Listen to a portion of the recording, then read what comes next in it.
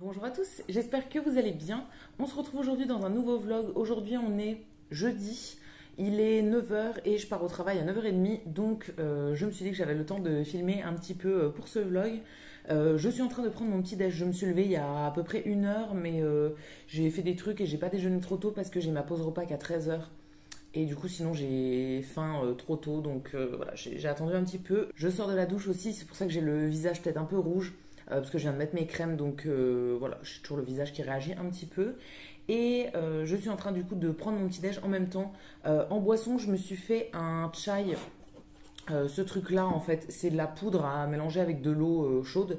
Et ça fait un espèce de thé aux épices, à la cannelle, tout ça. Et on a le chat qui nous rejoint pour dire bonjour. Il est tout le temps collé à moi en ce moment. Mais bon, je le trouve adorable, donc c'est pas très grave.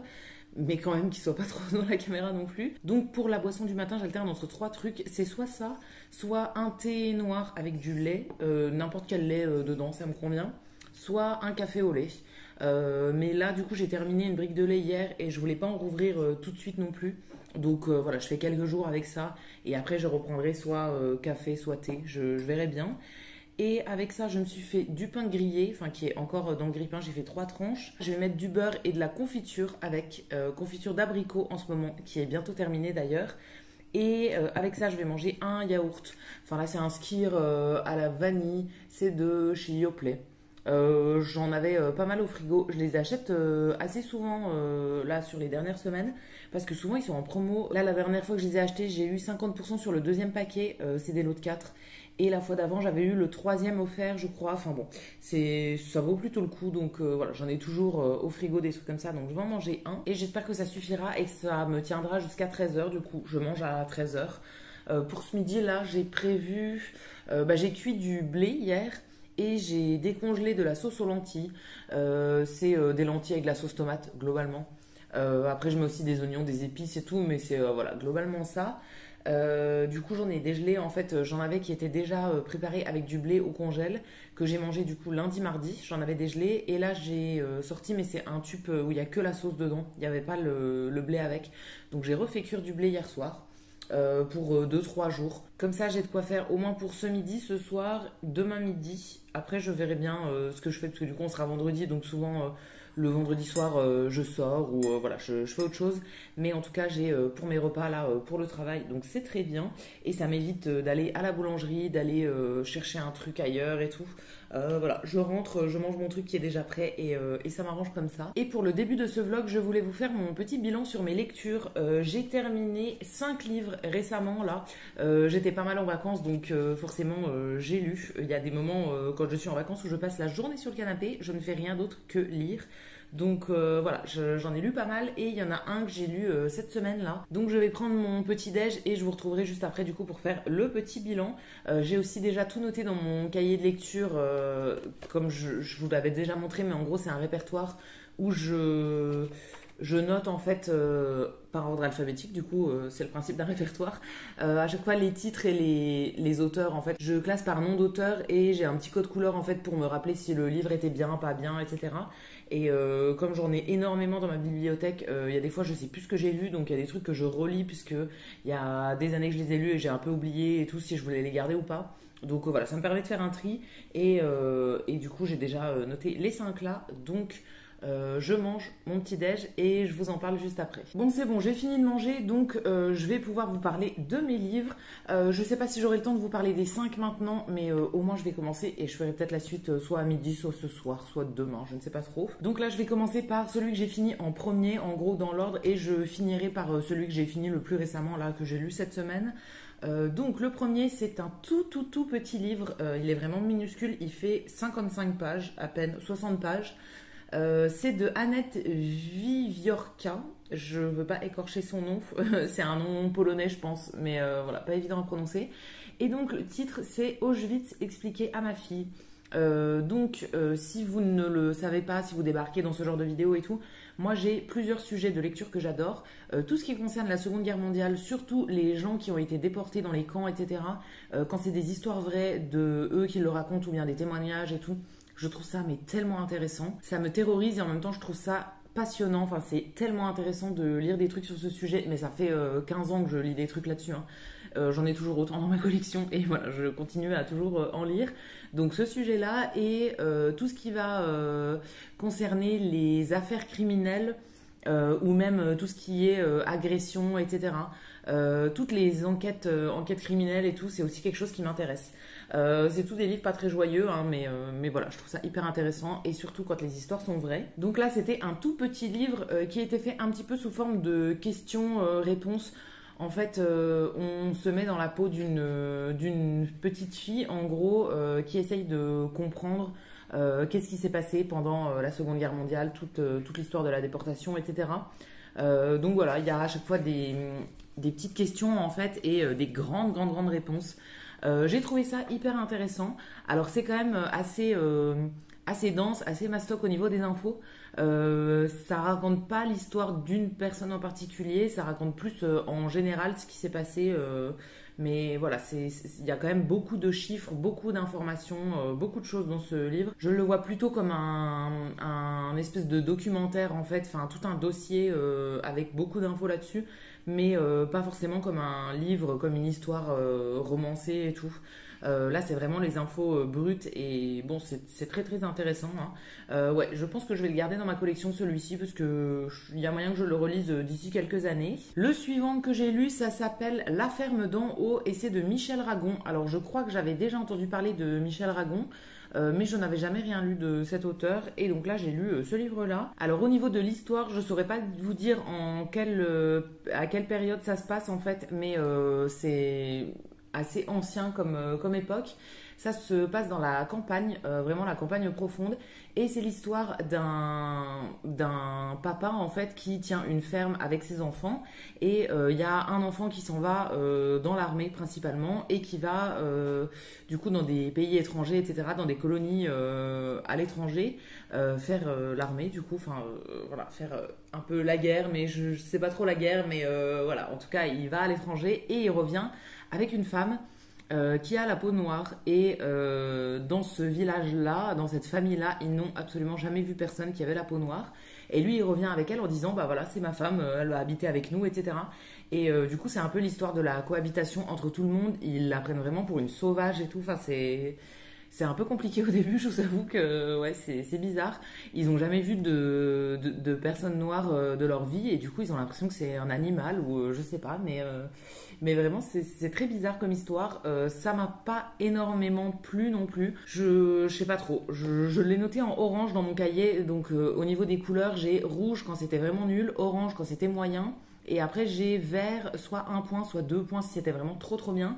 Là j'ai mis 1 point en orange, donc bon, c'était sympa à lire une fois, je pense, mais je le relirai pas. L'histoire est pas nulle non plus, c'est pas mal écrit, mais voilà, j'ai pas trouvé ça ultra passionnant non plus. Pour le suivant, on retourne dans les livres sur la guerre. Là, c'est de Anne Sinclair et ça s'appelle La rafle des notables. Alors celui-ci, il est pas énorme non plus. Je lis que des livres qui sont pas très gros, hein, mais c'est pour essayer d'en enlever le maximum de ma bibliothèque. J'ai plein de livres qui sont hyper épais, mais en ce moment j'ai pas le courage de me mettre dedans, donc je préfère lire plein de petits plutôt qu'un gros, comme ça en enlève plein d'un coup. Je sais pas, c'est ma technique du moment. À un moment, je vais m'attaquer aux gros bouquins quand il restera plus que ça.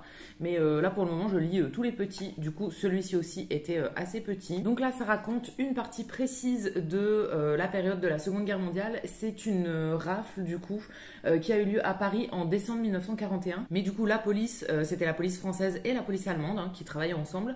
Ils sont allés à Paris dans plein de quartiers un peu chics, chercher toutes les personnes qui étaient juives, enfin tous les hommes qui étaient juifs et qui avaient des métiers considérés comme haut en fait, haut placés, donc tous ceux qui étaient médecins, qui étaient avocats, qui étaient écrivains, etc. Enfin voilà, tous les intellectuels en gros de cette sphère-là.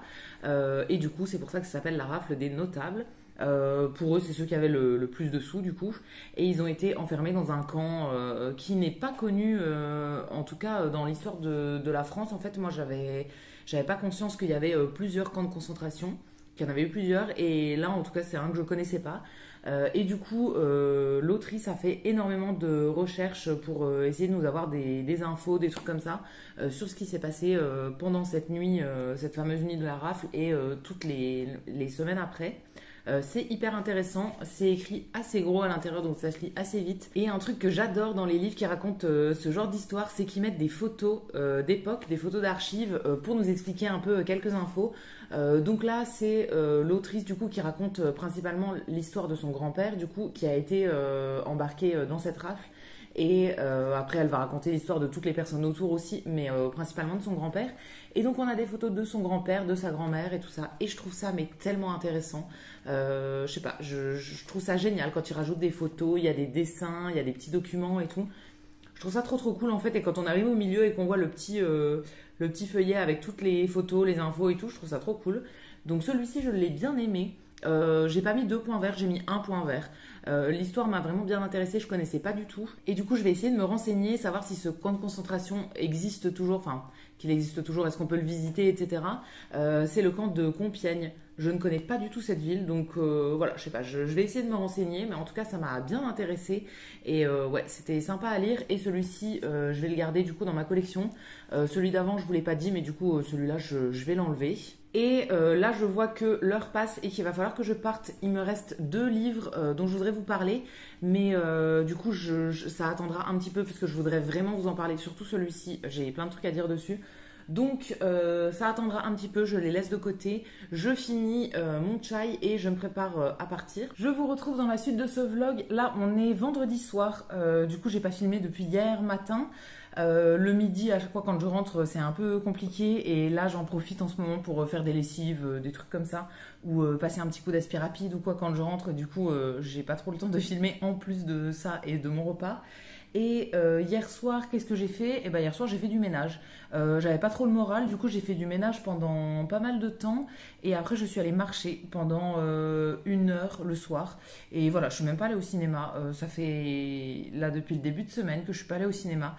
J'avais prévu d'y aller plusieurs fois cette semaine, mais finalement, je n'y suis pas allée. Et du coup, je vous retrouve pour vous parler des 2 livres qui restaient dans ma pile du coup de livres que j'ai déjà lus. Donc le premier, c'est un livre que j'ai pas trop aimé. Je l'avais dans mes bouquins depuis un petit moment. C'est un livre de Virginie Despentes qui s'appelle King Kong Theory. En gros, c'est un essai féministe. Alors j'avais jamais rien lu de cette autrice en fait Virginie Despentes. J'en ai plusieurs dans ma collection, dont un que mes parents m'ont offert à Noël l'an dernier, enfin pas le Noël dernier mais celui d'avant, que j'ai pas encore lu. Il est assez gros et du coup je le garde pour un peu plus tard. Mais celui-ci est assez petit, il fait 150 pages à peu près. Ouais, un peu moins de 150 pages et du coup je l'ai lu là récemment et en fait j'ai mis 2 semaines à le lire. J'ai vraiment galéré à le finir. Je l'avais commencé, je l'avais lu jusqu'à à peu près la moitié et en fait la suite j'ai vraiment eu du mal. Au niveau de mon style de lecture, je préfère soit des romans, soit des histoires vraies mais sur d'autres sujets. Enfin je sais pas, là c'était la première fois que je lisais un essai comme ça. Et j'ai trouvé ça assez indigeste à lire. En fait, ça faisait que 150 pages, mais j'avais beaucoup de mal à le lire. Je sais pas, ça parle de violence, d'agression, etc. Elle raconte en fait pas mal sa jeunesse. J'ai eu beaucoup de mal à me mettre dedans et même à la fin, j'ai vraiment eu du mal à le finir.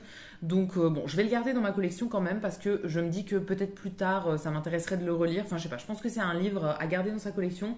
Mais en tout cas, j'ai pas trop aimé. Et le dernier que j'ai lu, donc ça c'est un livre que j'ai lu sur une journée. J'étais pas mal prise dans la lecture et du coup j'ai réussi à le lire en une seule journée.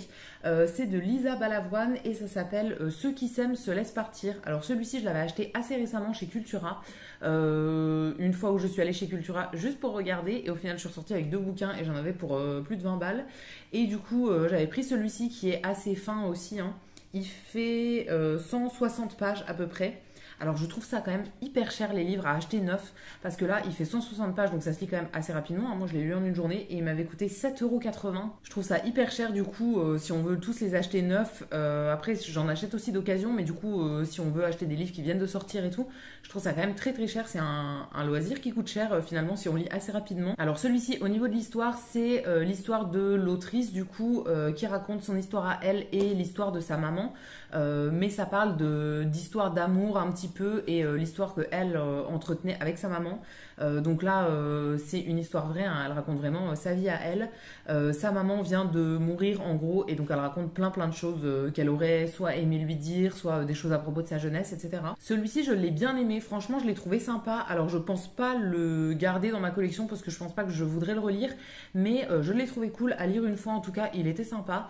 Voilà, ça parle vraiment d'amour, de peine, de mélancolie, de plein de choses et vraiment, j'ai trouvé ça hyper sympa, hyper intéressant. Et ça se lit quand même assez rapidement, hein, parce que du coup je l'ai lu en une journée mais en faisant pas que ça, hein. Donc voilà, ça se lit assez vite. J'ai trouvé ça sympa, franchement c'était cool. Et du coup celui-ci, voilà, je le garde pas dans ma collection mais il était sympa, je pourrais vous le recommander. Et aussi là en fin de journée du coup je suis passée en sortant du travail récupérer des places de concert. Je crois que je vous en avais pas encore parlé mais j'ai prévu des nouvelles vacances. Alors je suis très souvent en vacances en ce moment, hein, mais j'ai prévu des nouvelles vacances encore à Toulouse. J'étais partie à Toulouse l'an dernier. Et là, du coup, je vais y retourner. Alors, j'étais allée à la base pour un concert de Big Flo et Oli. C'est des artistes que j'écoute depuis, je pense, une dizaine d'années, depuis les premiers albums qu'ils ont fait. Ils viennent de Toulouse et l'an dernier, je les avais encore jamais vus en concert et ils faisaient des zéniths à Toulouse aux alentours de mon anniversaire. En fait, il y en avait un qui était la veille de mon anniversaire. Et du coup, j'avais pris des places et je m'étais fait des vacances. J'avais jamais vu Toulouse et tout, donc c'était l'occasion. Et depuis, je les ai déjà revus. Au mois de novembre, je crois. Ouais, ça devait être fin novembre, quelque chose comme ça. Pas loin de chez moi, j'étais allée avec ma maman. Et là, ils refont des concerts à Toulouse, mais cette fois-ci, c'est pas au Zénith, mais dans le stade de foot. Donc c'est encore plus grand. Et du coup, c'est au mois de juin. Et donc j'ai pris mes places là, il y a quelques mois. Et je suis enfin allée les chercher. Ça fait du coup quasiment plus de 6 mois ouais, que je les ai pas vus. Et du coup, je suis trop contente d'aller les revoir. Alors c'est toujours la même tournée. Donc ça va être globalement, entre guillemets, le même concert. Mais même si là, sur les deux que j'ai déjà vus, c'était pas la même chose. C'est un peu le même style quand même, mais même si ça fait partie de la même tournée, à chaque fois ils changent des choses d'un concert à l'autre. Donc voilà, trop contente d'y retourner. Et du coup, je me fais des vacances un peu autour.